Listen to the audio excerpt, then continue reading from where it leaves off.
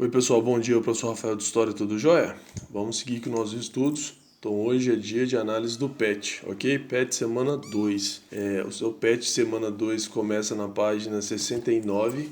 Então como sempre eu vou ler, comentar, analisar aqui os itens para a gente poder fazer da melhor maneira possível e mais tranquilo também. Então, o tema dessa semana: o mundo moderno e a conexão entre as sociedades africanas, americanas e europeias. Então, já deu para perceber que a gente está na Idade Moderna.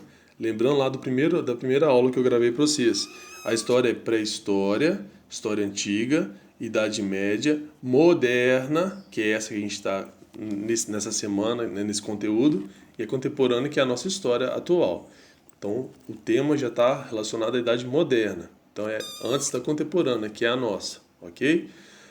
Caro estudante, essa semana você perceberá as conexões entre a Europa e os povos da América, África e Ásia e a época das grandes navegações, bem como a complexa rede estabelecida de trocas econômicas, políticas e culturais. Então, já está dando para ver que a gente está no período. A questão aqui, né, está no período que os países da Europa surgiu. Então, surgiu Portugal, surgiu Espanha, está surgindo França, esses países todos vão surgindo. E, como eu falei, a Portugal e a Espanha vão criar um sistema de navegação muito bom, né? Vários barcos que vão se conectar para poder ver se expande o Império Português e Espanhol. Tá? Esse é o contexto da questão. Seguindo, a expansão europeia permitiu pela primeira vez um contato entre os povos de todos os continentes do planeta. Ampliou os objetivos da nova comunicação, da nova economia mundial, ao mesmo tempo em que desencadeou competições e alianças comerciais no Atlântico, Índico e Pacífico. Além disso, entenderá que, antes da chegada dos europeus, a América e a África possuíam estados organizados, com sociedades hierarquizadas, economia e dinâmicas, religiões estruturadas e uma cultura sofisticada. O que ele quer dizer aqui?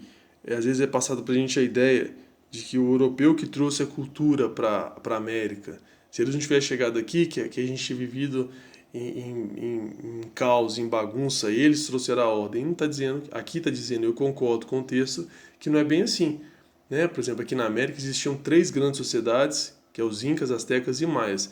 Eles eram super organizados, tinha coisa que eles conseguiam fazer com metal que os europeus não conseguiam fazer, tinha sistema de distribuição de água, coisa que os europeus não tinham.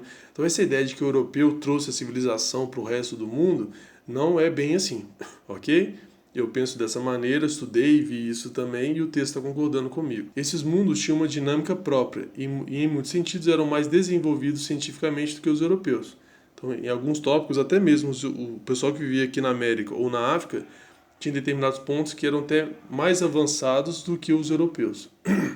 Recapitulando, o alto mar era para os navegadores do século XV o que é o espaço para os atuais astronautas. Né? Ninguém sabia como é que o mundo era. A maioria das pessoas, sei lá, quase todo mundo acreditava que a Terra era plana. Então, se você navegasse para muito longe, podia cair uma cachoeira, né? Já que é plano, uma hora, é que nem uma mesa, uma hora vai cair.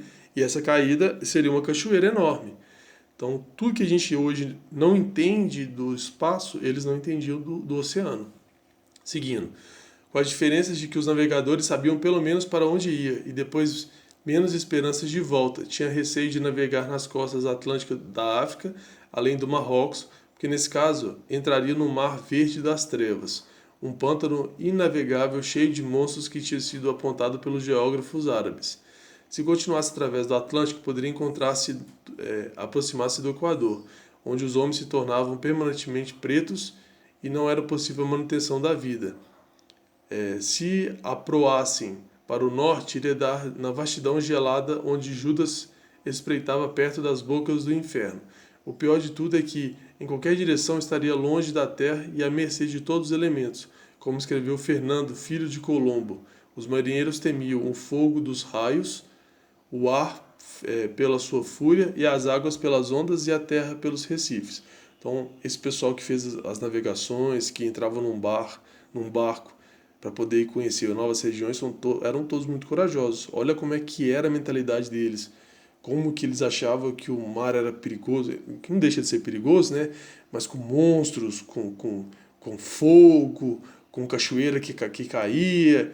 Então os caras realmente eram muito corajosos em não conseguirem fazer aquilo com isso dentro da cabeça deles. Segue. Você consegue imaginar como foi marcante para os europeus no século XV e XVI navegar pelos oceanos? Tempestades, mar agitado, fome, sede, monstro, abismos, tem até doença também, né? Um misto de perigos reais e imaginários a serem enfrentados. O processo de expansão europeia em direção às outras regiões conhecidas, imaginadas ou desconhecidas na Europa, sem dúvida de todos os grandes feitos da sociedade europeia no final da Baixa Idade Média e início da Idade Moderna, foi o mais abrangente e o que trouxe mais modificações. Muitos estudiosos afirmam que o expansionismo marítimo europeu foi a primeira etapa do processo de globalização. Faz sentido, né? Globalização, o que é globalização? É integrar o mundo inteiro. Você pode ver, por exemplo, hoje tem a internet e o WhatsApp.